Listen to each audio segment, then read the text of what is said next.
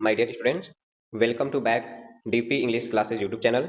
आज मैं इस वीडियो में आप लोगों को क्लास 11 का इंग्लिश कोर का जितना भी राइटिंग सेक्शंस का एमसीक्यू क्वेश्चंस है उसे सॉल्व कराऊंगा। तो यहाँ पर देखिएगा क्या लिखा हुआ है। यहाँ पर लिखा हुआ है कि most important writing section MCQ for the exam board. यानी मेरे कहने का मतलब ये हुआ कि हम इस वीडियो में राइटिंग सेक्शन से, अब राइटिंग सेक्शन में क्या क्या आता है, तो आपका लेटर राइटिंग हो गया, रिपोर्ट राइटिंग हो गया, एसे राइटिंग हो गया, समरी हो गया, या फिर आप नोट मेकिंग कर लीजिए। इन सब से जितने भी एमसीक्यू क्वेश्चंस आते हैं, सारा के सारा एमसीक्यू क्वेश्चंस मैं इस वीडियो में आपको बता दूंगा। तो आपको क्या करना है कि इस वीडियो को पूरे लास्ट तक देखना है। देखिए ये जो क्लास है, आज की क्लास बहुत ही धाकड़ क्लास होने वाली है, जबरदस्त क्लास होने वाली है। तो आपको क्या करना है, वीडियो को पूरे मन से अच्छे से क्या करना है, वॉच करना है, क्योंकि यहाँ से कह सकता हूँ कि कम से कम 5 से 6 क्वेश्चन 100% आपके एग्जाम में आएंगे। तो आप प्लीज वीडियो को पूरा लास्ट तक देखिएगा। चलिए बढ़ते हैं क्वेश्चन की तरफ।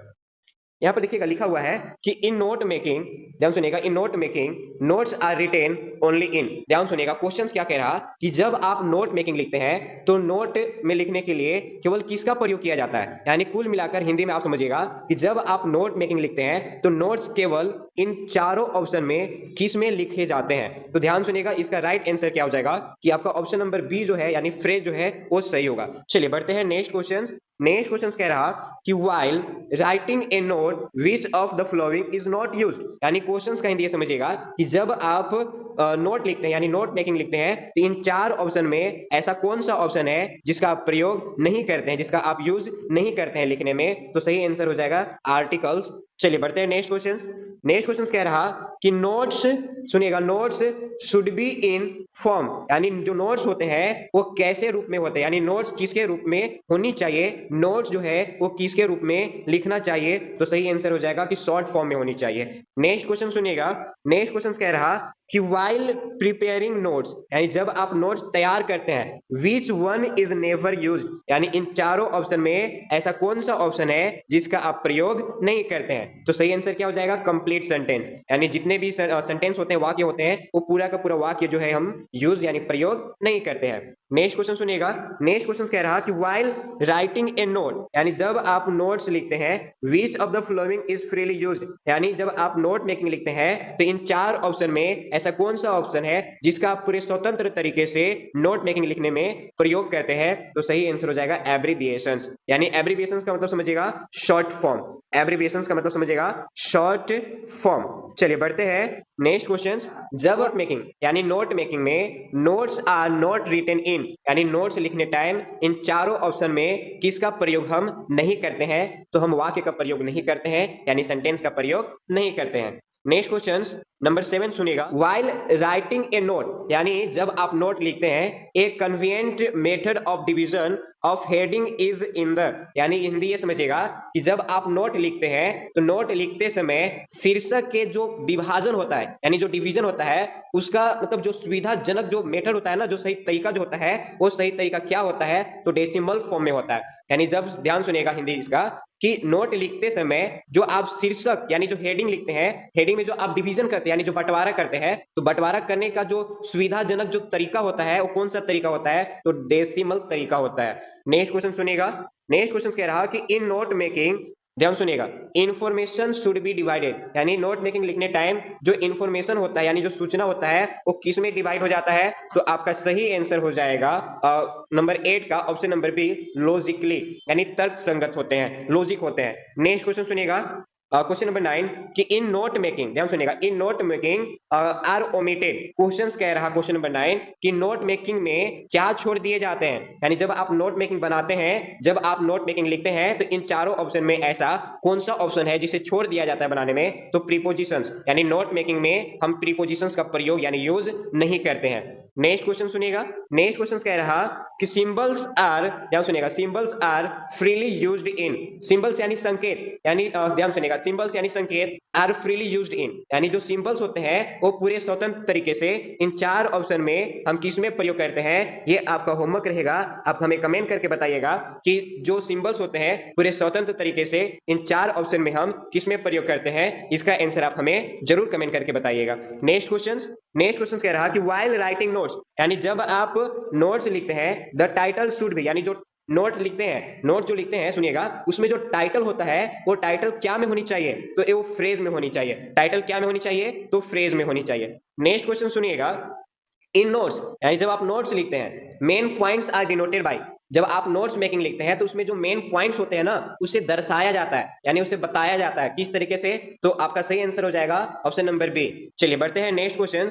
नेक्स्ट क्वेश्चन कह रहा कि इन नोट मेकिंग, ध्यान सुनिएगा, in note making we avoid, यानी जब आप नोट मेकिंग लिखते हैं तो आपको परहेज करना चाहिए, यानी नोट मेकिंग में आपको वाले जो चीजें हैं, यानी जो चार ऑप्शन दिए हैं इसमें कौन सा हम ऑप्शन जो है वो यूज नहीं करते हैं नोट मेकिंग लिखने में, तो लॉन्ग सेंटेंसेस, यानी जो लंबे लंबे जो वाक्य होते हैं हम उसे नोट मेकिंग में प्रयोग नहीं करते हैं, हमें उससे बचना होगा। तो नेक्स्ट क्वेश्चन सुनिएगा, नेक्स्ट क्वेश्चन कह रहा कि abbreviations are freely used in, जो एब्रीविएशंस होते हैं यानी जो शॉर्ट फॉर्म होते हैं वो पूरे स्वतंत्र तरीके से इन चार ऑप्शन में हम किसमें प्रयोग करते हैं, तो इसका आंसर जो है वो आप हमें कमेंट करके बताएंगे कि इसका आंसर क्या होगा। आप चैनल को सब्सक्राइब कर दीजिएगा, शेयर कर दीजिएगा वीडियो को, क्योंकि इस वीडियो से आपके कम से कम 4 से 5 नंबर 100% आने वाले हैं। अगर आपको विश्वास ना हो तो आप प्लीज एग्जाम देकर जरूर एक बार वीडियो को मिला लीजिएगा, देख लीजिएगा, चेक कर लीजिएगा क्या मैं जो सच मतलब जो बोल रहा हूँ क्या वो सच बोल रहा, झूठ बोल रहा, आपको उस दिन खुद पता चल जाएगा। तो चलिए बढ़ते हैं नेक्स्ट क्वेश्चन की तरफ। नेक्स्ट क्वेश्चन कह रहा सुनिएगा, नेक्स्ट क्वेश्चन है कि नोट्स शुड बी, यानी जो नोट्स होना चाहिए वो कैसा होना चाहिए, तो सीक्वेंशियल होनी चाहिए, सेंसिबल होनी चाहिए, लॉजिकल और क्लियर भी होनी चाहिए, यानी ये तीनों ऑप्शन का तीनों ऑप्शन सही है, तो आपका आंसर हो जाएगा ऑल ऑफ दीज। चलिए बढ़ते हैं नेक्स्ट क्वेश्चन। नेक्स्ट क्वेश्चन कह रहा, ध्यान सुनिएगा, कि which of the following is not used in note making, यानी जब आप नोट मेकिंग लिखते हैं तो इन चार ऑप्शन में ऐसा कौन सा ऑप्शन है जिसका हम प्रयोग नोट मेकिंग लिखने में नहीं करते हैं। तो देखिए एब्रीविएशन यानी शॉर्ट फॉर्म हम इसका प्रयोग करते हैं, देखिए कीवर्ड्स यानी जो मेन पॉइंट्स होते हैं हम उसका भी प्रयोग करते हैं, टाइटल देखिए हम इसका भी प्रयोग करते हैं, लेकिन प्रयोग किसका नहीं करते हैं, तो हम डेट का प्रयोग नहीं करते हैं, तो आंसर डेट वाला हो जाएगा। ध्यान से सुनिएगा, नेक्स्ट क्वेश्चन कह रहा कि द समरी कंटेंट्स, यानी समरी यानी सारांश और कंटेंट्स यानी शामिल, यानी जब आप समरी लिखते हैं तो इन चार ऑप्शन में ऐसा कौन सा ऑप्शन है जिसे हम लिखने में शामिल करते हैं, लिखने में हम यूज करते हैं, प्रयोग करते हैं, तो राइट आंसर हो जाएगा मेन आइडिया, यानी जब हम सारांश लिखते हैं यानी समरी लिखते हैं तो मेन आइडिया जो होता है हम उसे शामिल कर लेते हैं। नेक्स्ट क्वेश्चन सुनिएगा, नेक्स्ट क्वेश्चन कह रहा कि summary does not exist of the length of the original text. ध्यान सुनिएगा, क्वेश्चन नंबर 18 जो आपका कह रहा, क्वेश्चन नंबर 18 जो है वो ये है कि जब आप सारांश लिखते हैं तो सारांश लिखने में जो मूल पाठ उसकी होती है उसकी लंबाई जो होता है इन चारों ऑप्शन से ज्यादा नहीं होता है, यानी सीधा सीधी आप ये समझिएगा कि सारांश जब आप लिखते हैं तो सारांश में जो मूल पाठ होता है, मूल जो पार्ट होती है उसकी जो लंबाई जो है वो इन चार ऑप्शन से ज्यादा नहीं होनी चाहिए, यानी इन चार ऑप्शन में ऐसा कौन सा ऑप्शन है हम उतना तक लिख सकते हैं लेकिन उससे ज्यादा हम नहीं लिख सकते हैं, तो 1/3 जो है आपका राइट आंसर हो जाएगा। आंसर क्या हो जाएगा 1/3। चलिए बढ़ते हैं नेक्स्ट क्वेश्चन। नेक्स्ट क्वेश्चन कह रहा, ध्यान सुनेगा, विच of the following is not A part of summary writing. Question कह रहा कि इन चार ऑप्शन में ऐसा कौन सा ऑप्शन है जो कि जब आप समरी राइटिंग लिखते हैं तो समरी राइटिंग लिखने में हम इसका प्रयोग नहीं करते हैं। ध्यान सुनिएगा फिर से, क्वेश्चन कह रहा कि जब आप समरी राइटिंग लिखते हैं यानी जब आप सारांश लिखते हैं तो इन चार ऑप्शन में ऐसा कौन सा ऑप्शन है जिसमें हम लिखने के समय हम इन चार ऑप्शन में ऐसा एक ऑप्शन है जिसे हम प्रयोग नहीं करते हैं लिखने में, तो इसका आंसर क्या होगा ना, ये आप हमें कमेंट करके बताइएगा कि इसका आंसर क्या होगा। अच्छा चलिए मैं ही इसका बता देता हूं आंसर क्या हो जाएगा, तो आंसर हो जाएगा B, exact words from the text, यानी जो टेक्स्ट में जो पैसेज में दिया रहता है हम उसी को हूबहू सेम टू सेम वही हम नहीं लिखते। क्यों? क्योंकि हम अपने विचार से अपने आइडिया से थोड़ा बहुत हम अपने दिमाग से लगाकर उसे लिखते हैं, तो आंसर क्या हो जाएगा बी। नेक्स्ट क्वेश्चन सुनिएगा, नेक्स्ट क्वेश्चन नंबर 20 कह रहा नंबर 20 कि where is the salutation placed in a notice. Question कह रहा कि नोटिस में यानी सूचना में जो सैल्यूटेशन होता है यानी जो अभिवादन होता है वो कहां पर लिखे जाते हैं, तो ध्यान से सुनिएगा। हिंदी कह रहा कि नोटिस में यानी सूचना में जो सैल्यूटेशन होता है, सैल्यूटेशन कहने का मतलब ये कि अभिवादन जो लिखा जाता है वो कहां पर लिखा जाता है, तो आपका राइट आंसर क्या हो जाएगा, तो ये तो आप हमें होमवर्क में जरूर बताइएगा, ये आपका होमवर्क रहेगा, आप कमेंट करके जरूर बताइएगा कि इसका आंसर सही क्या होगा। चलिए बढ़ते हैं, बन जाएगा ना, उम्मीद करता हूं कि आप बना ही लेंगे। चलिए आगे बढ़ते हैं, और नहीं बनेगा तो हम बता ही देंगे इसका आंसर क्या होगा। तो चलिए सुनिएगा नेक्स्ट क्वेश्चन नंबर 21 क्वेश्चन कह रहा कि in notice writing the names of the institutions organization is placed. Question कह रहा है 21 नंबर कि जब आप सूचना लिखते हैं तो सूचना लिखने में यानी नोटिस राइटिंग में जो आप संस्था के नाम हो गया या फिर जो संगठन का नाम हो गया वो नाम कहां पर लिखा जाता है। 21 नंबर क्वेश्चन फिर से सुनिएगा कि नोटिस राइटिंग में जो संस्था के नाम हो गया या फिर जो संगठन का जो नाम हो गया वो नाम कहां पर लिखा जाता है, तो आपका जो राइट आंसर हो जाएगा ऑप्शन नंबर बी जो है यानी एट द टॉप। ध्यान सुनेगा कैसे। तो मान के चलिए कि नोटिस का फॉर्मेट क्या होता है, नोटिस का फॉर्मेट मान के चलिए कि ऐसे रहता है, इसे बक्सा में बंद करना रहता है। अब यहाँ पर क्या लिखते हैं, तो स्कूल और कॉलेज के नाम कैपिटल लेटर में, एक लाइन छोड़ के इधर क्या लिखते हैं, डेट लिखते हैं, फिर एक लाइन छोड़कर क्या लिखते हैं, तो प्रोग्राम के जो नाम रहता है या फिर जो आपका हेडिंग हो गया, जो मेन सब्जेक्ट हो गया उसका लिखते हैं। तो आखिर इंस्टीट्यूशन हो गया, संस्था के नाम जो हो गया, संगठन का नाम हो गया, हम सबसे पहले ऊपर लिखते हैं ना, तो आपका सही आंसर क्या हो जाएगा, तो एट द टॉप। चलिए बढ़ते हैं next question number 22। Number 22 question कह रहा, ध्यान सुनिएगा कि notice issued by the government generally appears in.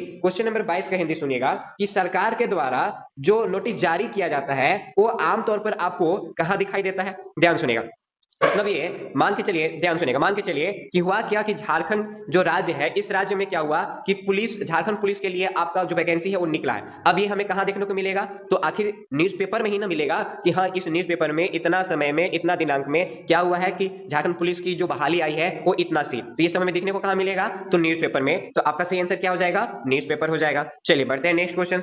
Next question ध्यान सुनिएगा, नेक्स्ट नंबर 23 कह रहा कि notice for school and college contain certain announcement to, यानी क्वेश्चंस कह रहा कि स्कूल और कॉलेज में जो नोटिस लिखा जाता है, यानी जो नोटिस अनाउंसमेंट किया जाता है, वो नोटिस अनाउंसमेंट किन लोगों के लिए किया जाता है। ध्यान सुनिएगा, क्वेश्चन से ये कह रहा कि स्कूल और कॉलेज के जो नोटिस होते हैं उसमें जो घोषणा किए जाते हैं ना, वो घोषणा किनके लिए किए जाते हैं, तो आपका सही आंसर क्या हो जाएगा, तो विद्यार्थियों के लिए किया जाते हैं, यानी ऑप्शन नंबर जो सी है वो करेक्ट आंसर हो जाएगा। नंबर 24 सुनिएगा, नंबर 24 कह रहा कि इन नोटिस राइटिंग, यानी जब आप नोटिस लिखते हैं उसमें, यानी नोटिस राइटिंग में date should be mention at the top of the, यानी क्वेश्चन फिर से सुनिएगा 24 में कि सूचना लेखक यानी नोटिस राइटिंग में सब जो डेट होती है, ध्यान सुनिएगा, दिनांक जो होता है वो सबसे नीचे लिखा तो जाता है, लेकिन सबसे नीचे किधर, लेफ्ट साइड में, राइट साइड में, मिडिल में, या फिर नहीं लिखा जाता है। ध्यान सुनिएगा, क्वेश्चन कह रहा है कि जो नोटिस होता है जिसमें आप डेट को मेंशन करते हैं, यानी जो दिनांक होता है उसे लिखा जाता है, कहां लिखा जाता है, बॉटम में लिखा जाता है, यानी नीचे लिखा जाता है, लेकिन लेफ्ट साइड में या फिर राइट साइड में। तो इसका ध्यान सुनिएगा 24 का जो हमारा सही आंसर हो जाएगा ऑप्शन नंबर बी, यानी राइट मार्जिन में। ध्यान सुनिएगा, ऑप्शन नंबर बी सही हो जाएगा। चलिए बढ़ते हैं नेक्स्ट क्वेश्चन। नेक्स्ट क्वेश्चन कह रहा, ध्यान सुनिएगा, नंबर 25। नंबर 25 क्वेश्चन सुनिएगा, क्वेश्चन कह रहा कि while writing notices the signature of the issuing authorities should be written at the bottom. Question number 25 का हिंदी सुनिएगा कि क्वेश्चन कह रहा कि नोटिस लिखते समय सबसे नीचे जो जारीकर्ता पदाधिकारी जो है उनका हस्ताक्षर जो होता है वो कहां पर लिखे जाता है। अभी मान के चलिए आपको नहीं समझ में आया, तो आपको समझना ऐसे है कि आप मान के चलिए कि नोटिस लिख रहे हैं, ध्यान सुनिएगा, आप नोटिस लिख रहे हैं। अब आप नोटिस लिखे, अब ये नोटिस आपके द्वारा लिखा गया और जारी आपने किया, तो जब आप नोटिस लिखिएगा तो अपना सिग्नेचर जो है ना वो नीचे तो कीजिएगा, लेकिन नीचे किधर लिखिएगा, राइट साइड में लिखिएगा कि लेफ्ट में या फिर मिडिल में या फिर सबसे ऊपर लिख दीजिएगा। तो आपका सही आंसर क्या हो जाएगा ना, लेफ्ट साइड हो जाएगा। आंसर क्या हो जाएगा, तो लेफ्ट साइड हो जाएगा।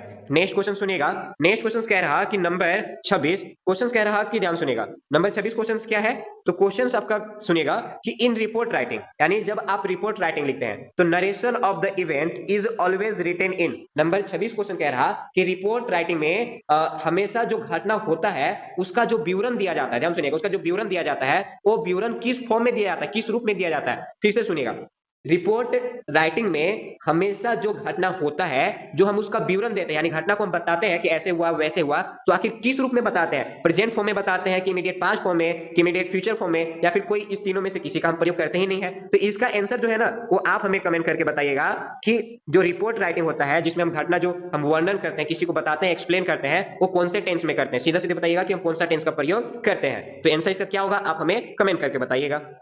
नेक्स्ट क्वेश्चन सुनिएगा, नंबर 27। नंबर कह रहा कि reporting of an event is done as, ध्यान सुनिएगा, reporting of an event is done as. Question कह रहा किसी घटना की जो रिपोर्टिंग किए जाते हैं वो किस प्रकार की जाती है। ध्यान सुनिएगा कि जब आप रिपोर्टिंग करने जा रहे हैं तो आप रिपोर्टिंग जब करने जाइएगा तो किस प्रकार कीजिएगा, तो सही आंसर क्या हो जाएगा, फर्स्ट हैंड इंफॉर्मेशन। ध्यान सुनिएगा, नंबर 27 का आंसर क्या हो जाएगा, ए, फर्स्ट हैंड इंफॉर्मेशन। इसका हिंदी क्या होगा, तो इसका हिंदी होगा प्रत्यक्ष जानकारी। प्रत्यक्ष जानकारी कहने का मतलब ये कि जो भी घटना हुआ है उस घटना के बारे में आपको 100% उस चीज के बारे में जानकारी होनी चाहिए। मान के चलिए क्या हुआ कि कहीं पे एक्सीडेंट हो गया, अब कोई व्यक्ति आपसे पूछ रहा तो आप बता रहे हैं, तो इसका मतलब कि उस घटना के बारे में आपको पूरे के पूरी जानकारी है।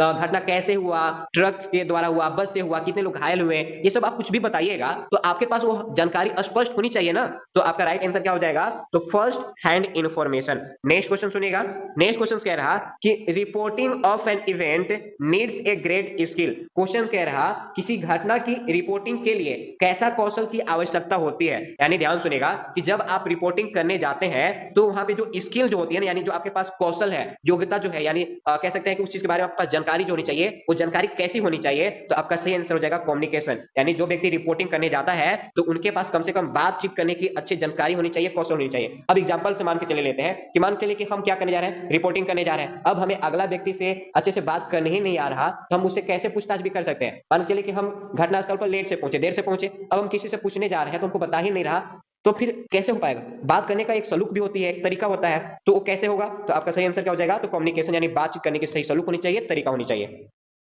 नेक्स्ट क्वेश्चन कह रहा कि what is necessary for writing a report. ध्यान सुनिएगा, क्वेश्चन 29 कह रहा कि रिपोर्ट लिखने के लिए क्या आवश्यकता होती है। ध्यान सुनिएगा, रिपोर्ट राइटिंग लिखने के लिए हमें क्या आवश्यकता होती है, तो नंबर 27 का आंसर हो जाएगा ऑप्शन नंबर जो बी दिख रहा ना। ध्यान सुनिएगा, जो बी दिख रहा है यानी इंट्रोडक्शन, यानी हमें उसकी जानकारी होनी चाहिए कि किस चीज के बारे में हम रिपोर्ट लिख रहे हैं, वो सही तरीके से हमारे पास नॉलेज होनी चाहिए, जानकारी होनी चाहिए, परिचय होनी चाहिए। नेक्स्ट क्वेश्चन सुनिएगा, नेक्स्ट क्वेश्चन कह रहा कि the purpose of the invitation is to, यानी ये कि जो आप इन्विटेशन लिखते हैं, यानी जो आप निमंत्रण लिखते हैं, तो निमंत्रण लिखने का जो पर्पस होता है, यानी जो उद्देश्य होता है, वो उद्देश्य क्या होता है, तो आंसर हो जाएगा इनवाइट, यानी लोगों को आमंत्रित करना।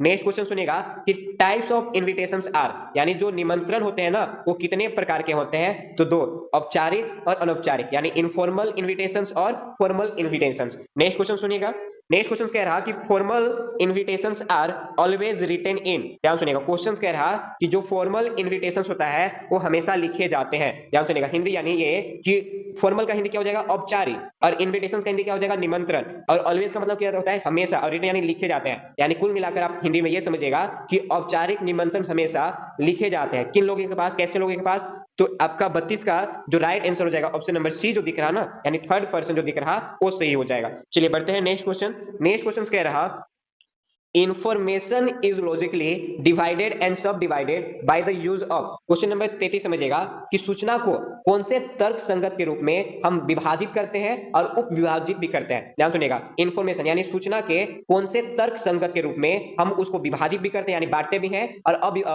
ध्यान सुनिएगा, डिवाइडेड मतलब होता है विभाजित करना, यानी बांट देना, और सब डिवाइडेड यानी हो जाएगा, ध्यान सुनिएगा कि सब डिवाइडेड मतलब हो जाएगा कि अविभाजित, यानी हमसे न बांट, मतलब बांटते तो हैं लेकिन उस तरह से नहीं, तो कहा जा रहा है कि उस कौन सा रूप में, यानी कौन सा तर्क संगत रूप में, तो सही आंसर क्या हो जाएगा ना, ऑप्शन नंबर ए जो दिख रहा कि फिगर्स हो गया, लेटर्स हो गया, यानी जो अंक हो गए ना, यानी सीधा सीधा आप हिंदी ये समझेगा कि सूचना को कौन से तर्क संगत रूप से विभाजित और उप विभाजित, जैसे सब हेडिंग समझते हैं ना कि जो हेडिंग रहता है उसके अंदर वाला, तो उसी तरह से सब डिवाइडेड हो जाएगा। तो क्वेश्चन ये कह रहा कि सूचना को कौन से तर्क संगत रूप से विभाजित और उप विभाजित किया जाता है, क्या अंक और अक्षर में किया जाता है, क्या चित्र में किया जाता है, क्या विज्ञापन में किया जाता है, क्या पहेलियां में किया जाता है, तो सही आंसर क्या हो जाएगा ना, फिगर्स और लेटर्स, यानी अंक और अक्षर में किया जाता है। नेक्स्ट क्वेश्चन सुनिएगा, नेक्स्ट क्वेश्चन कह रहा कि creating writing does not include, देखिए ध्यान सुनिएगा, क्रिएटिंग राइटिंग मतलब होता है रचनात्मक लेखक। अब रचनात्मक लेखक में हम क्या शामिल नहीं करते हैं, तो 34 का आंसर आपका हो जाएगा option number A delivering speech, यानी जो हम भाषण देते हैं ना, हम ये भाषण को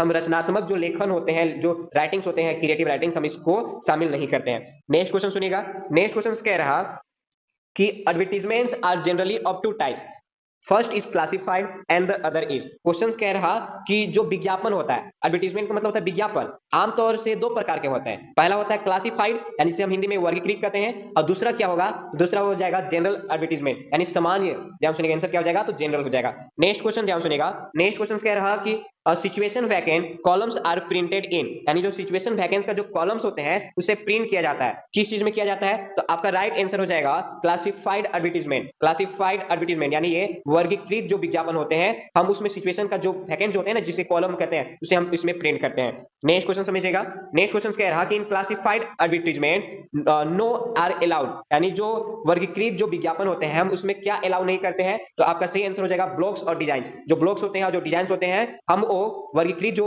एडवर्टीजमेंट होते हैं यानी विज्ञापन होते हैं, हम इसमें इसको अलाउ नहीं करते हैं, इसे हम शामिल अनुमति नहीं देते हैं। नेक्स्ट क्वेश्चन समझिएगा, question number 38, while drafting classified advertisements it should be, question कहीं दिए सुनिएगा कि क्लासिफाइड एडवर्टीजमेंट का हिंदी हो जाएगा वर्गीकृत विज्ञापन, और ड्राफ्टिंग का मतलब हो जाएगा प्रारूप।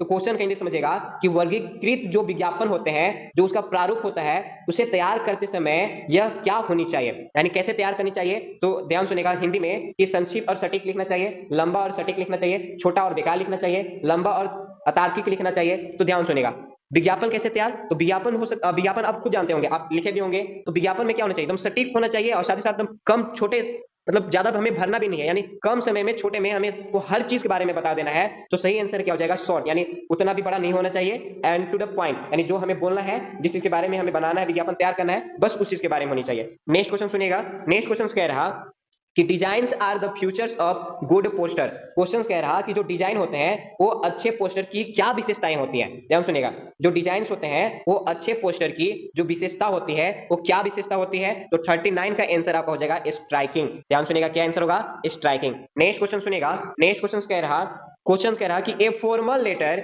स्टार्ट्स विद, यानी औपचारिक जो पत्र होते हैं वो किससे शुरुआत होते हैं। ध्यान सुनेगा, फॉर्मल लेटर जो होते हैं वो किससे शुरुआत होते हैं, इसका आंसर क्या होगा, ये आपके होमवर्क के लिए रहेंगे। आप हमें कमेंट करके बताइएगा कि फॉर्मल लेटर यानी जो औपचारिक पत्र होते हैं वो किससे स्टार्ट होते हैं, किससे शुरू होते हैं, इसका आंसर क्या होगा, आप हमें कमेंट करके जरूर बताइएगा। नेक्स्ट क्वेश्चन सुनेगा। नेक्स्ट क्वेश्चन कह रहा in a formal letter the receiver's address includes, यानी कह रहा कि औपचारिक जो पत्र होते हैं, औपचारिक पत्र जो होते हैं उसमें जो रिसीवर्स होता है, रिसीवर्स यानी ये कि मान के चले कि हमने पत्र लिखा अपने दोस्त के पास, मेरा दोस्त मान के चले कि नाम क्या है, राजा है, राहुल है। अब राहुल क्या हो गया, रिसीवर्स हो गया ना।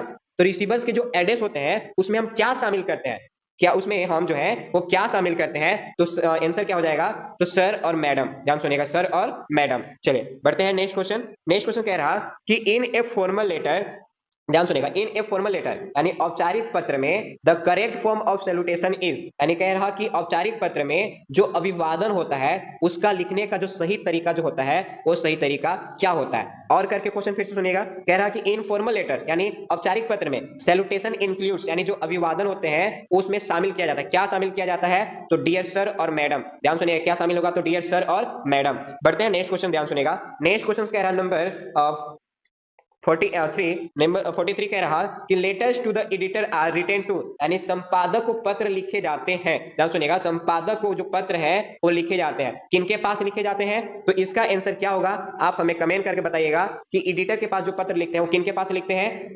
इस न्यूज़पेपर यानी अखबार में, स्कूल्स में लिखते हैं, कॉलेज में लिखते हैं, क्लब में लिखते हैं, क्या होगा इसका आंसर, आप हमें जरूर कमेंट करके बताइएगा। चलिए बढ़ते हैं नेक्स्ट क्वेश्चन कि letters to the editor generally start with. ध्यान सुनिएगा, आप कोई भी लेटर कर लीजिए, इनफॉर्मल लेटर हो या फिर फॉर्मल लेटर हो, वो आमतौर पे किससे शुरुआत होते हैं, इसका आंसर क्या होगा ना, आप हमें जरूर कमेंट करके बताइएगा। क्योंकि मैंने अभी जस्ट कुछ देर पहले इसी तरह से एक क्वेश्चन जो है वो बताया था, तो इसका आंसर क्या होगा आप हमें कमेंट करके बताएंगे।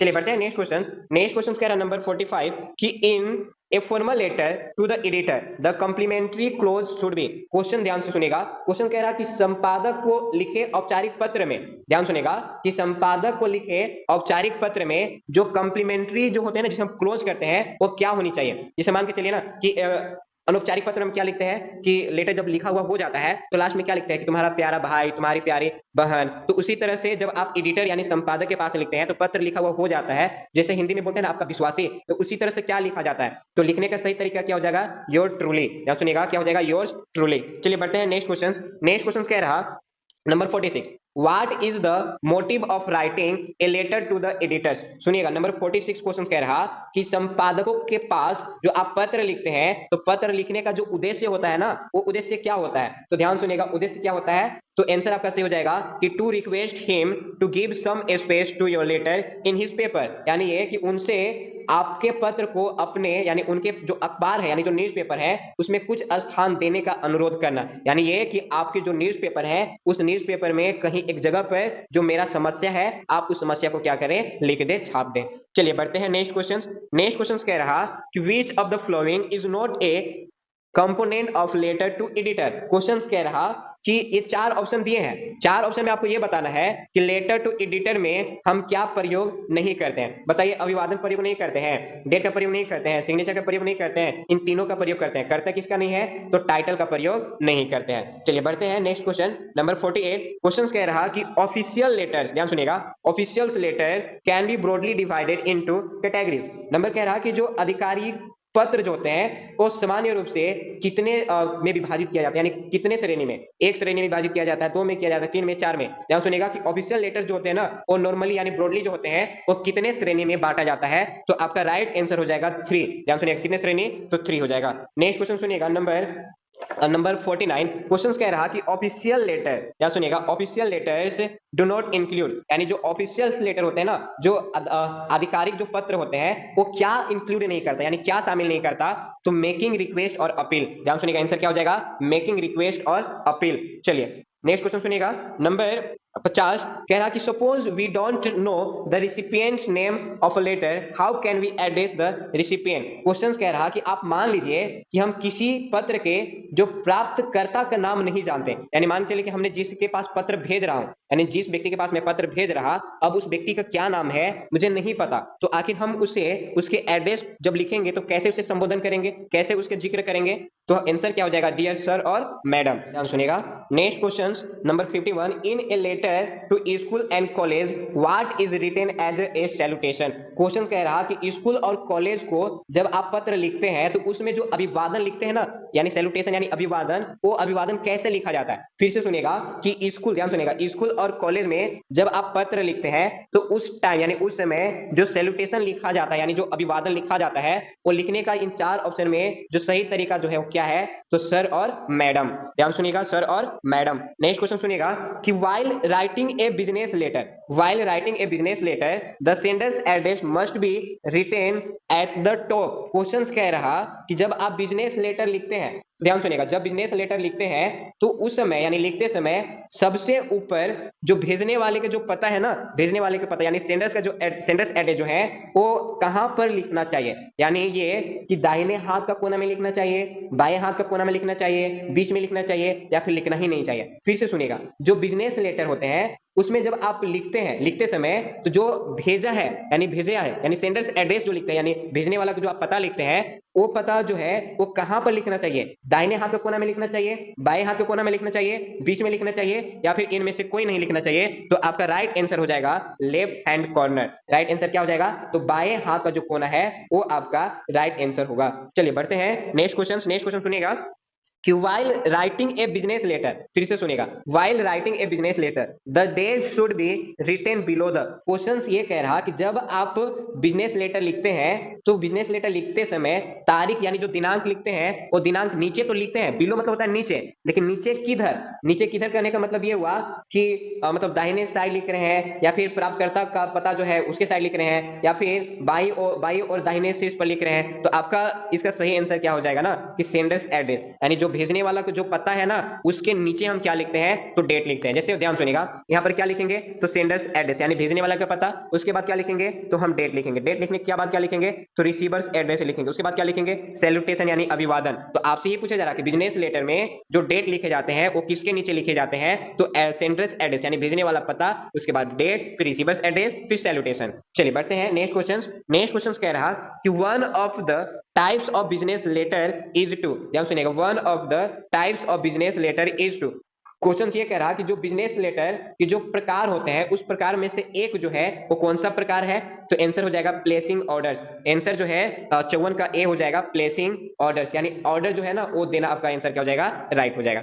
नेक्स्ट क्वेश्चन सुनिएगा, नेक्स्ट क्वेश्चन कह रहा कि एन ऑफिशियल लेटर, ध्यान सुनिएगा, an official letter is written to the official regarding. क्वेश्चन ये कह रहा कि ऑफिशियल लेटर यानी अधिकारी को एक अधिकारी जो पत्र लिखा जाता है उसमें क्या मतलब कैसे लिखा जाता है? तो सिविक एमिनिटीज। ध्यान सुनिएगा, आंसर हो जाएगा सिविक एमिनिटीज। सिविक एमिनिटीज का मतलब ये हो जाएगा कि नागरिक सुविधाएं, यानी नागरिक की जो सुविधाएं जो चीज मिलनी चाहिए उस चीज के ऊपर हम ऑफिशियल लेटर के ऑफिशियल जो रिगार्डिंग होते हैं उस चीज में लिखते हैं। नेक्स्ट क्वेश्चन सुनिएगा, इन लेटर राइटिंग। क्वेश्चन कह रहा नंबर 56 की इन लेटर राइटिंग यानी पत्र लेखन में replying to enquiries come under the category of, यानी पत्र लेखन में जो पत्र का यानी जो आपने पत्र लिखा है जब लोग उसका जवाब देगा तो उस जवाब को कौन से श्रेणी में बांटा जाता है, कौन से श्रेणी में रखा जाता है? तो बिजनेस लेटर हो जाएगा, व्यवसायिक पत्र हो जाएगा। फिर से सुनिएगा कि पत्र लेखन में प्रश्नों का जो आप उत्तर दे रहे हैं यानी जो रिप्लाई दे रहे हैं तो उसे कौन से श्रेणी में, कौन से कैटेगरी में रखा जाता है? तो आंसर क्या हो जाएगा? Business letter. नेक्स्ट क्वेश्चन सुनिएगा, नेक्स्ट क्वेश्चन कह रहा है कि इन बिजनेस लेटर, ध्यान सुनिएगा, is in business letter the name and the designation of the address is written on the. Question कह रहा कि जो व्यवसायिक पत्र होते हैं उसमें नाम और जो पदनाम लिखा होता है ना वो कहां पर लिखा हुआ रहता है, मतलब लेफ्ट में लिखा रहता है, राइट में लिखा रहता है, बीच में लिखा रहता है या फिर लिखा हुआ नहीं रहता है। फिर से सुनेगा कि व्यवसायिक पत्रों में जो नाम होता है, जो पदनाम होता है, जो पता लिखा हुआ रहता है, आखिर वो किधर लिखा हुआ रहता है, लेफ्ट मार्जिन में, राइट मार्जिन या फिर बीच में। तो आपका 57 का सही आंसर हो जाएगा लेफ्ट मार्जिन, यानी जो लेफ्ट मार्जिन है ना, यानी लेफ्ट समझ रहे हैं ना, लेफ्ट दाएं बाएं समझ रहे हैं ना। चलिए बढ़ते हैं नेक्स्ट क्वेश्चन। नेक्स्ट क्वेश्चन कह रहा कि where is date placed in letters to editor. Question ध्यान सुनेगा, कह रहा कि संपादक को जो आप पत्र लिखते हैं तो पत्र में जब आप लिखते हैं तो उसमें जो डेट लिखा जाता है वो डेट कहां लिखी जाती है, मतलब किधर। फिर से सुनिएगा कि संपादक को जो आप पत्र लिखते हैं उस पत्र में जो आप तारीख लिखते हैं वो तारीख कहां लिखी जाती है। तो आपका सही आंसर हो जाएगा in between sender's address and receiver's address, यानी भेजने वाला के जो पता है और जिसे आप भेज रहे हैं उसके पता के बीच में हम डेट को लिखते हैं। आई होप आपको वीडियो जो है वो समझ में आ रहे होंगे कि मैं क्या आपको बता रहा हूँ, क्या बताना चाह रहा हूँ। अगर आपको वीडियो तब समझ में आ रहे हैं, लग रहा कि ये वीडियो आपके लिए हेल्पफुल है, तो प्लीज आप वीडियो को शेयर कीजिए, चैनल को सब्सक्राइब कीजिए, दोस्त को जितना हो सके उतना शेयर कीजिए, क्योंकि इससे कम से कम 5 से 6 क्वेश्चन 100% याद रखिएगा, कम से कम 4 5 6 क्वेश्चन कहीं नहीं जाएगा। इसी क्वेश्चन से जो हम लिखवा रहे हैं सेम टू सेम, इसी क्वेश्चन से आपके एग्जाम में क्वेश्चन जो है वो मैच कर जाएगा। नेक्स्ट क्वेश्चन सुनिएगा कि expression of thanks is written in which of the following pieces of writings. कह रहा कि एक्सप्रेशन ऑफ थैंक्स जो आप लिखते हैं, ध्यान सुनिएगा क्वेश्चन से कह रहा कि एक्सप्रेशन ऑफ थैंक्स यानी आप जिसे धन्यवाद दे रहे हैं, तो कह रहा कि निम्नलिखित में से किस लेखन में लिखी गई है। ध्यान सुनिएगा क्वेश्चन से पूछ रहा कि एक्सप्रेशन ऑफ थैंक्स यानी जिसे आप धन्यवाद दे रहे हैं, तो इन चारों राइटिंग में से हम किस में लिखते हैं, तो हम स्पीच में लिखते हैं। नेक्स्ट क्वेश्चन सुनिएगा, articles are not meant for. Articles are not meant for यानी जो आर्टिकल्स यानी जो लेख होते हैं इन चारों ऑप्शन में के लिए नहीं होता है। ध्यान सुनिएगा इन चारों ऑप्शन के लिए नहीं होता है, तो कानून की जो किताबें होते हैं उनके लिए नहीं होता है। नेक्स्ट क्वेश्चन सुनिएगा कि what is written at the beginning of an article. Question कह रहा है कि जब आर्टिकल आप लिखना स्टार्ट करते हैं यानी लेख लिखना आप स्टार्ट करते हैं तो सबसे शुरुआत क्या करते हैं, यानी किस चीज से शुरुआत करते हैं आप लेख लिखने के लिए। मान के चलिए क्वेश्चन आपसे यह दिया गया है कि आपको स्वच्छ भारत अभियान पर लेख लिखना है, तो सबसे पहले क्या लिखिएगा, आप उसके बारे में हेडिंग लिखिएगा ना, टाइटल लिखिएगा, तो आंसर क्या हो जाएगा, टाइटल या फिर हेडिंग। नेक्स्ट क्वेश्चन सुनिएगा कि in an article writing conclusion does not include. कह रहा कि आर्टिकल राइटिंग में जो कंक्लूजन होते हैं यानी जो निष्कर्ष होते हैं, इन चार ऑप्शन में ऐसा कौन सा ऑप्शन है जिसे कंक्लूड यानी इंक्लूड यानी उसे शामिल नहीं किया जाता है, तो वार्निंग जो है हम उसे निष्कर्ष में शामिल नहीं करते हैं। नेक्स्ट क्वेश्चन सुनिएगा कि व्हाइल राइटिंग आर्टिकल्स यानी जब आप लेख लिखते हैं, where should the writer mention his और हर नेम। क्वेश्चन ये कह रहा कि जब आप लेख लिखते हैं तो जो लेख लिख रहा यानी जो निबंध लिख रहा वो अपना नाम जो है ना वो कहां पर लिखता है, ऊपर लिखता है, नीचे लिखता है या फिर लिखता ही नहीं है, तो आंसर हो जाएगा बोथ ए एंड बी। यानी बहुत सारे लोग ऊपर भी लिख देते हैं, बहुत सारे लोग नीचे भी लिखते हैं, तो सही आंसर क्या हो जाएगा, बोथ ए एंड बी। ध्यान सुनिएगा नेक्स्ट क्वेश्चन कह रहा कि व्हाइल राइटिंग आर्टिकल्स यानी जब आप लेख लिखते हैं, ध्यान सुनिएगा जब आप लेख लिखते हैं the composition of the article should be, यानी जब आप लेख लिखते हैं तो लेख की जो रचना जो होती है ना, जो आप लिखते हैं तो किस प्रकार होनी चाहिए, यानी जो आप लेख लिखते हैं, जो आप निबंध लिखते हैं उसके जो कंपोजिशन है आर्टिकल्स का वो किस प्रकार होनी चाहिए, तो मीनिंगफुल यानी अर्थपूर्वक होनी चाहिए। ध्यान सुनिएगा। चलिए बढ़ते हैं नेक्स्ट क्वेश्चन कहा जा रहा कि while writing a good article each point must be written in a systematic and order। Question ये कह रहा कि एक अच्छा लेख लिखते समय प्रत्येक बिंदुओं को क्रमबद्ध तरीके से लिखनी चाहिए। ध्यान सुनिएगा क्रमबद्ध तरीके से लिखनी चाहिए, लेकिन कैसा क्रमबद्ध तरीके, लॉजिकल हो गया, ध्यान सुनिएगा लॉजिकल हो गया यानी तार्किक हो गया, असुविधाजनक हो गया, अतार्किक हो गया, या फिर कैसा, तो सही आंसर हो जाएगा ध्यान सुनिएगा आंसर क्या हो जाएगा, लॉजिकल यानी तार्किक होनी चाहिए। ध्यान सुनिएगा आंसर क्या हो जाएगा, तो तार्किक होनी चाहिए। सीक्यू क्वेश्चंस राइटिंग सेक्शन से, राइटिंग सेक्शंस में कौन कौन हो गया, तो लेटर से हो गए, रिपोर्ट से हो गए, नोट मेकिंग से हो गया, समरी राइटिंग से हो गया, एडवर्टाइजमेंट से हो गए। कुल मिलाकर देखा जाए तो ये मात्र 65 ही ऐसा क्वेश्चन जो है मोस्ट वीवीआई क्वेश्चंस कर लीजिए, वायरल एमसीक्यू क्वेश्चंस कर लीजिए, या फिर जो आप समझिए, लेकिन यही मात्र 65 क्वेश्चन जो है जो आपके एग्जाम में कम से कम 5 से 6 क्वेश्चन जो है वो 100% आपके एग्जाम में क्या करेगा, तो मैच कर जाएगा। जो मैंने जैसे लिखा है सेम टू सेम वैसे ही क्वेश्चंस आपके एग्जाम में मैच कर जाएंगे, 100% श्योर कह रहा हूं।